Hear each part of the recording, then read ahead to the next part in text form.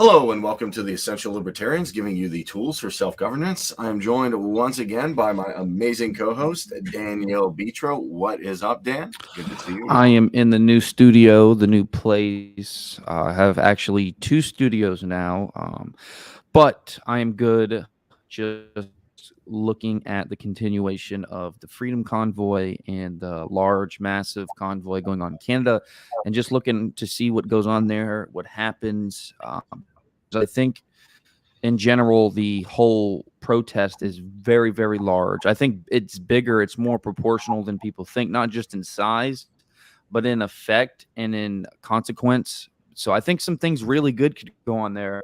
But on the opposite, I think some things really bad could all go on there. And we've seen the media for the last week smear them, say that they were stealing from the homeless people, when in reality they went to and I'm not saying I agree with this, but they went to where you would go to get food, a food bank, and they just asked for food, and the people at the food bank gave them food. Now, I'm not saying that they should do that, but the media said they stole from the homeless shelter, when in reality they just walked in and they served them. And then the homeless shelter was like, we didn't kind of like it how, there's all this people and we felt a little bit of pressure, but they didn't steal any food.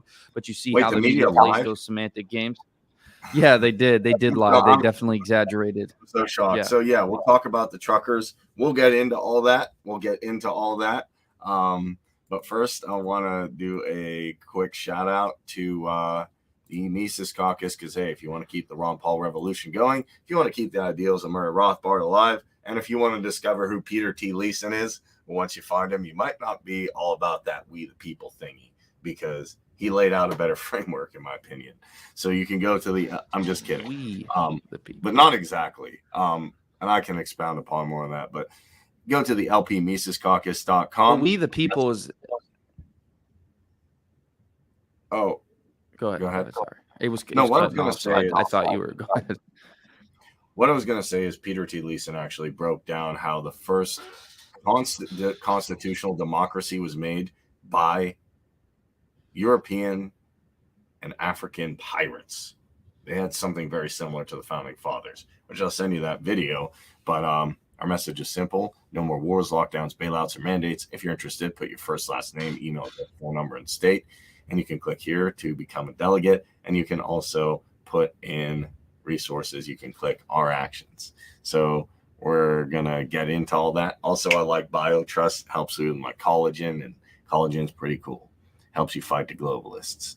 So let's talk about, I'm going to keep doing updates on this because I want to keep people informed of what's really going on, because there's a lot of lies. So far, what I've heard is that they suspended the GoFundMe for whatever. I'm sure it's a political reason, but they're going to say no. Oh, it's because we don't know how the funds are going to be. It's they might use it on like maple syrup or something, or this, so they might use it on the wrong thing, so we're suspending it.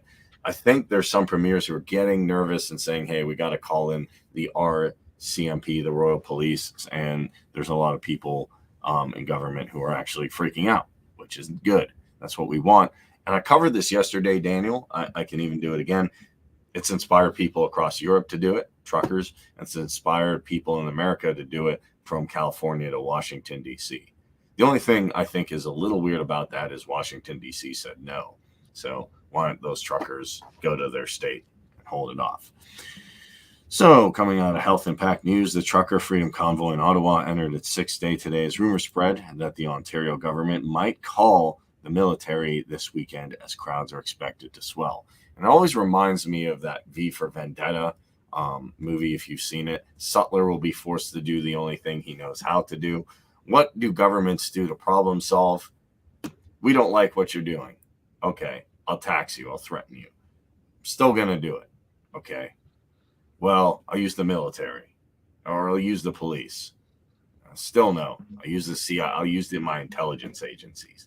I'll use this. I'll use military force. Or then I'll say I'll do what you want, and then flip over like, a few months. So that to me is, if that doesn't tell you that the government's just predicated, the state is predicated just on force, and they're just a guy with a hammer hitting a nail, even if that doesn't work, I don't know what is going to at this point. Meanwhile, Rebel News, which, they're okay. Lauren Southern used to work for them. I used to watch them sometimes. They're reporting the standoff at Alberta border is ending, and that the protesters, which include not only truckers now, but farmers driving heavy farm equipment, are relocating to Edmonton, Alberta, at the home of Premier Jason Kenney. And the standoff at Alberta may be coming to a peaceful end, which is good. And actually, what we're going to see here is, with the convoy, I think people are going to be more and more inspired to take action, to just, seek it into this. My big thing, my only problem is, if you're against mandates, you have to come to the realization that if I don't have the right to mandate, then a group of people don't have a right to mandate, then you can't give that to your elected representatives. So if that's the case, well, can they tax you? Can they do anything else? Why are you giving them rights you don't have? And I think that's the inherent problem. So yeah, that is just what I wanted to cover. Quick update. So the first thing I want to say is that the thing with these protests, and the thing why the convoy protest, in my opinion, why they haven't deployed the military there already, is simply because it hasn't been violent. Now, if there was violence to a not even a high degree, a medium degree, they then have the pretext to then send military personnel in there and then to do God knows what under any pretext, because of course it is violent. And as we know, when the left commits violent protest, it's mainly peaceful. When the right commits violent protest, it's an insurrection. So we know the double standard. We've seen it before, and we see how they smear protest because of a minority of incidents that happen, or they exaggerate things, they dramatize things, they use certain acts to justify certain consequences, and to continue to employ their authoritarian mechanisms, and in my opinion, their authoritarian tendencies to the highest degree. Now, with this convoy, I don't know if you saw this, but they again were thinking about deploying the military, and the military said we're not too sure because it's not violent yet. They don't see a real reason to deploy the military. So this is another example of why peaceful protests work and why violent protests don't. Because if you're violent, the state has an infinite bastion of violence they can compel towards you. If you're not violent, they still have that infinite bastion, but they have no justification to compel it towards you. So the idea is to beat the state at its own game by not doing what it does, which is like technically the moral thing to do. Technically, the thing to do is the right thing, and the right thing to do is not be violent, and to not be violent is the moral thing to do. So if you really think about it, to beat the state, you have to be moral, because the state cannot be moral under any circumstance. It is an immoral organization of criminal entities, bureaucratic institutions, and so many other aspects. It cannot be moral. So as soon as you tend towards immoral acts, immorality, and as soon as you tend towards violence, it will tend towards that same thing. But what the state can do, because it basically is a fascist state in most of these Western countries. The state is actively working with the media. The media will protect the state, and depending on which side the political protest is, if 2 or 3 people shoot someone, right? If 2 or 3 people shoot someone, and let's say they don't die, let's say there's protesters there, anti-convoy protesters. Fair enough, that happens at a lot of places. You have Antifa and right-wing groups, and one of the left-wing protesters shoots someone, wasn't even trying to kill him, just sort of trying to scare him, and then the right-wing protesters react and shoot them. Boom, the whole thing becomes violent and tarnished immediately. So my message to everyone in not only in Ottawa, but in Ontario, in Canada, who are trying to represent the Freedom Convoy, is be peaceful beyond reproach. And that means sometimes you have to be willing to give up your pride. You have to be willing, because there's going to be agitators, there's going to be provocateurs, there are going to be people from other political movements who are protesting yours. They're going to try and get you riled up. You have to be peaceful beyond reproach, or it won't work. It won't serve a purpose. I'm gonna actually might push here comes Tim Pool. Yeah, he grew a beard. That bio trust works.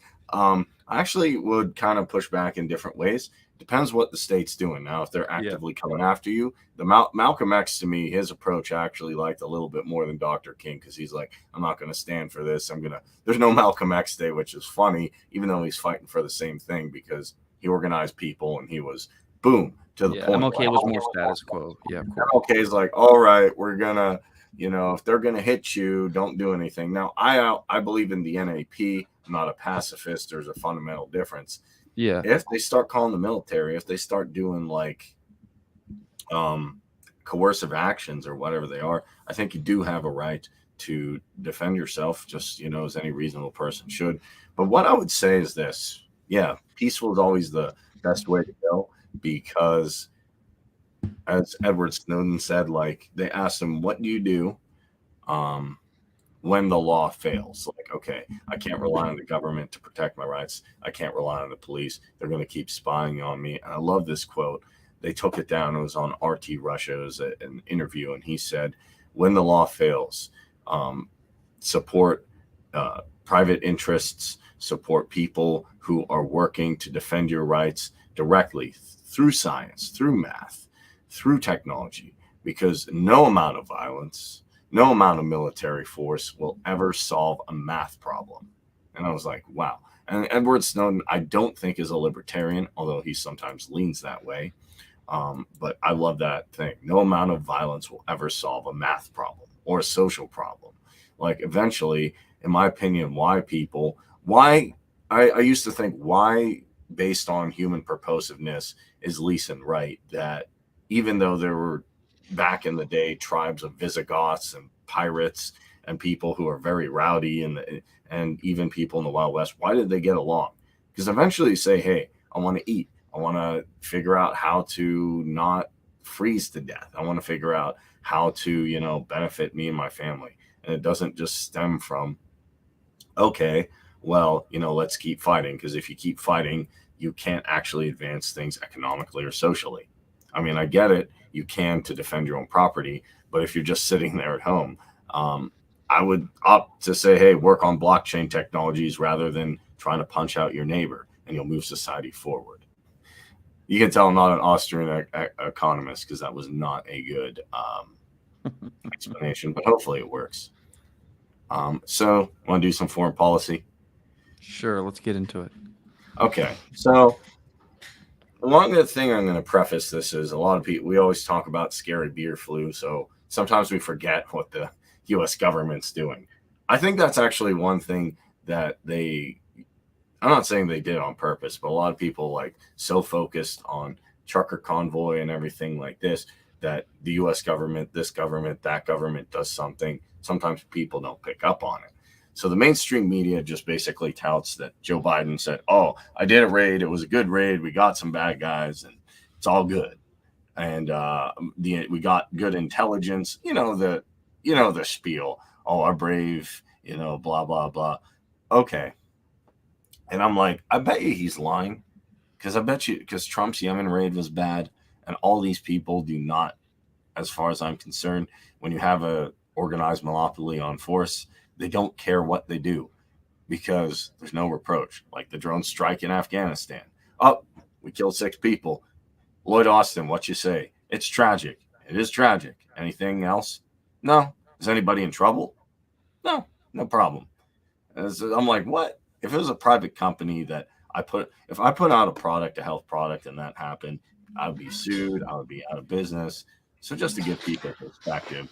So what happened in Syria is they had a special forces raid to kill or capture the people with the black flag, held in Idlib in the northwest of Syria. Eyewitnesses said they saw helicopters, gunships, and jets active in the village of Atem near the Turkish border for over 2 hours, including gunfiring on the ground, once being called the biggest such raid since the 2019 killing the guys with the black flag and their leader, despite the Pentagram spokesperson, John Kirby. That guy's still around. I don't know why. The mission as successful in an early Thursday statement, citing no U.S. casualties. So that's what they say. Oh, nobody died. But already, international reports are saying multiple civilians were killed in what looks like a botched raid. U.S. forces carried out what the Pentagon said was a large-scale counter raid in northwest Syria early Thursday. First responders at the scene reported 13 people were killed, including 6 children and 4 women. So, well, they're not U.S. soldiers, so what the hell does that matter, Kareem? Come on yeah, now.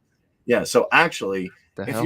you're looking at this mathematically, you know, seven, let's say they got 6 bad guys. I'll give them the best. Let's say they got 6 people who are really malicious, that we didn't fund earlier, but let's forget that. 6 people. Yeah, because you got to remember every conflict, every group we're fighting, we've actively funded at one point or another in the last 60 or 70 years. So, and it was very, let me put it in this way. It was very, very obvious that the Democrats were, especially under Obama, were funding the opposition to Bashar al-Assad and saying he had to go. So 6 children and 4 women.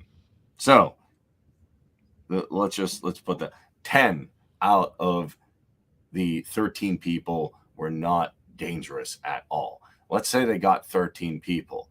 The thing that Larkin Rose always made a good point is they're like, well, we got a bad guy. Oh, okay. Let's put this in the United States perspective. If I went around and destroyed a whole town in Virginia, just leveled it at her people, and I'm like, but there was one Blood or Crip. I don't know if you have gangs here, but there was one bad guy, whatever he is, there. I got him, but I took out the whole village. And people are like, why? Or I took out the whole town, but I got like a gang member. Nobody would accept that. That nobody would be like, well, Kareem, that's a good thing. Maybe the government would, because that's how they operate. They don't care about people. But let's just be honest. If it was anything other than the government, they would have been held accountable. No one, in my opinion, will be held accountable. And who knows even if they actually got anyone who's really bad. Keep in mind, they killed like the same leader like 10 times. I'm like, dude, was he a cat come back? So residents said they saw helicopters flew over. U.S. forces clashed with gunmen for 2 hours. A 2-story house surrounded by olive trees. They described the gunfire and explosions that jolted the sleepy village of Atem, an area dotted with camps for internally displaced people. Initially, there was speculation with large months prison break from a Kurdish SDF and Hakesh profits that led to over 120 U.S.-backed SDF, which stands for the Syrian Defense Force members, killed over 2 weeks of running battles in the air of the prison, with a few guys with the black flag having escaped. Basically, an Iraqi intelligence official in contact with the U.S.-led coalition said Thursday's target was high-ranking, whose identity was released by the White House later in the day. Information suggests he might have been a successor, known as Abu Ibrahim al-Ashim al-Kashari, the official added, and he spoke on the condition of anonymity to divulge sensitive information. Now, one last thing I'll say is I agree with We Are Chains. It proves that further embarrassing for Turkey. It gives directly back to the main factions in Idlib, which has become a safe haven. And it also must be recalled that the CIA and allied intelligence services actually helped the opposition capture Idlib's forces in the first place in 2015. Here's some things of the Black Hawk. Here's some things of what's going on. So before the mainstream media goes before the mainstream media goes all weird, I'll just say this. I agree with Amash. If you're going to do stuff like this, you need congressional approval. But let's face it, even beyond that, we're funding these people, helping them capture the thing. Like, I've no doubt, even if we got bad people, the intelligence agencies help them capture that land. And then they're like, oh, there's bad guys here. How'd you figure that out? Oh, I don't know. Just got some intelligence on it. You didn't plant them there, did you? No. And then they conduct a raid. 10 out of 13 people weren't even dangerous. And maybe they got 3 bad people. And then they're saying this is a success. And this only happens because it's the government. If this was a private company, and And someone even said, just as a joke, this seems fishy. There's no way in hell Biden could read a statement that long without screwing it up. So that's just my perspective on that. Daniel, did I lose you? I'm gonna go give it 1 second.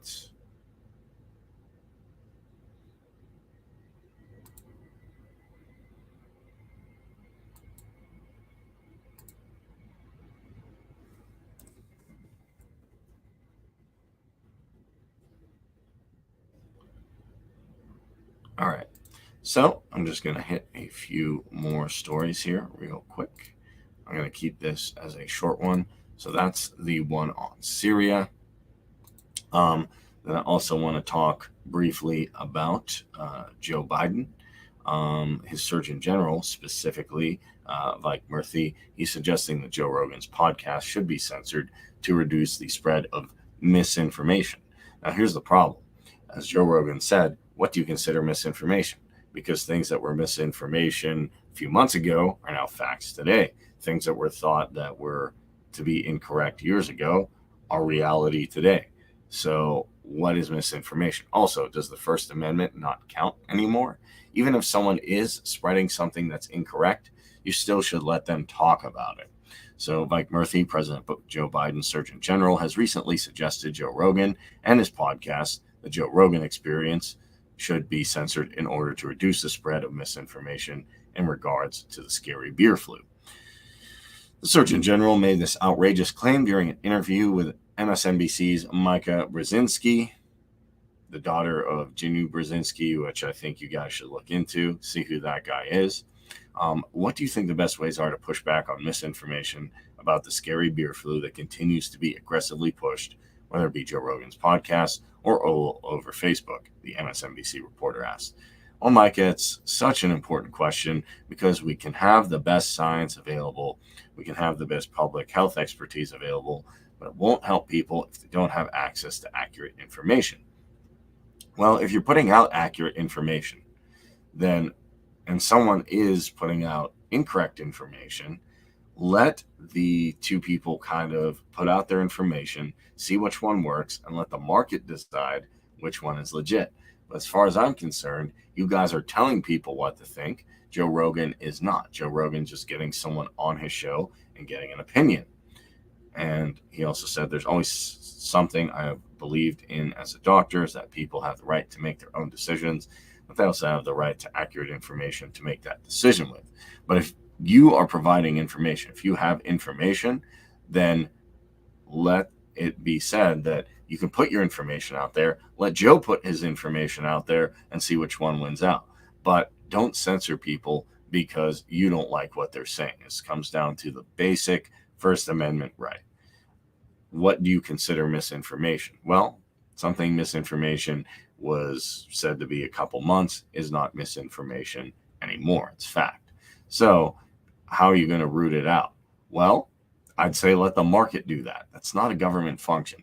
Let the market see which information's good, which information's bad, who's right, who's wrong.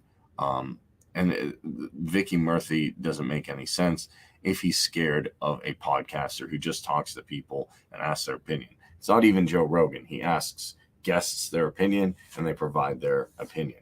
Whether you think that's good or not, you be the judge, but don't take someone off just because you don't like what they're saying. And Vic Murthy also said a critical part of how we get through everything is limiting the spread of misinformation. Well, first of all, define what misinformation he put out. And two, as far as I'm concerned, if you're saying misinformation, who is the one that put out all the thing for these wars I just talked about, Syria, Iraq? Well, it's, as far as I'm concerned, the mainstream media is the biggest purveyor of misinformation. I think if you're not agreeing with that, what sources are you looking at? Yeah, he's interviewed some people like Dr. Malone. He's interviewed some people like Peter McCulloch that know their stuff, that are really well credentialed, that honestly, as far as I'm concerned, are the people to ask, because Peter McCulloch is the most published cardiologist and Robert Malone actually invented this technology. So that's the whole reason why as far as I'm concerned, you should let Joe Rogan speak above all else, even if you don't like it. All right, so moving on to one more story. This is interesting because there's always been a talk of like, okay, this county doesn't like this county, this state doesn't like this state. What is the best thing to do? Now, the interesting thing, I think, is 2 Nevada counties are positioning themselves as constitutional counties. What does that mean? There's 2 Nevada counties, Elko and Lander, and they're calling themselves constitutional counties. And they just approved a resolution on June 2, and the Lander County is similar than 1 month before, though the resolutions are just that, resolutions. They're not laws. So I'm not saying they like mandated something in the law. This has to happen. And why did they do that? They feel the Bill of Rights should be protected, whether the federal government likes it or not. Which, amen. I agree with that. Now, the whole idea of a constitutional county is to say that, hey, we are still going to recognize the Bill of Rights. We are still going to be free from anything the federal government does. And I think one good thing to do is realize that the anti-federalists warned about this. They warned that if you have an overreaching federal government, that they would demand taxes, and sometimes, some cases, in 3 places, local, state, and federal, or at least state and federal. They would have people who are subject to special interests because they're so far away. And last but not least, because of that, it would devolve into a centralized tyranny. I think that's what's happening here. But the good news is the way our system is set up is local governments can counter state, state can counter federal. And if you're working on the local level, it's a good idea to say, hey, what do I really want from my county? You live there. It's closer to you. And people like transparency. And the best way to have something transparent is to have it close to you. And above all else, it's easier to get into a local or state position, nullify the feds from there, than get into a federal position and try and nullify, other things from there. So basically, to break it down, they have the constitutional county right here. They have orders restricting citizens from free exercise of the religion or the right to freely assemble. It's guaranteed in the First Amendment. They're not going to tolerate any of these abuses. Federal firearms, all that stuff, all that good stuff that we like, life, liberty, and property. And there's no audits. They're actually respecting the Fourth Amendment. And they're saying also the domestic utilization of the nation's military and arrest of citizens or seizures of property or other actions in violation of the Constitution provision under the United States Constitution is prohibited. So that's good. That's good. All of this is good. All of this is actually very interesting because we're finally getting to a point where a county, if they want to do things their own way, say you want to be a constitutional county, you can do that. If you want to try a even more free market decentralized experiment, you can do that. If you want to try a socialist experiment, you can do that. I don't have much hopes for you economically, but you can do it and see where it goes. So this is going to be interesting. We'll see how this develops in Nevada, and potentially I'd like to see this in other counties, in my county, Westmoreland, maybe in Allegheny County. Let's try this experiment and see what happens. I'm all for trying to experiment, see what happens, and then take a look at it kind of like a science experiment. They call it political science for a reason. You try something, you see where it goes, you try it in another place, you see where it goes, you get the data, then you make a consensus. Good? Is it not? Is it working? So with that being said, actually doing a short show today.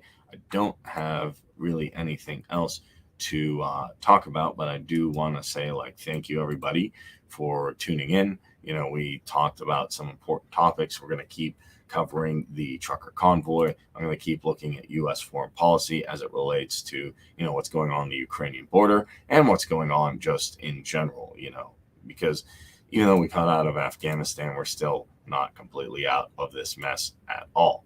So it's going to be interesting to see how things develop and how things work. And Daniel will also be back for more episodes along with Max and along with some other guests. So I really appreciate all of you guys tuning in today. I'm your host, Kareem Mays with The Essential Libertarians. You can find us at YouTube at The Essential Libertarians. And if you want to support Daniel's work as well, you can go to his site, which is The Quantum Effect, and pick up either a cool t-shirt, pick up a mug, which you will have eventually. You can also become a free member. You just put your email address in here, and then boom, hit subscribe, and then you're subscribed to it.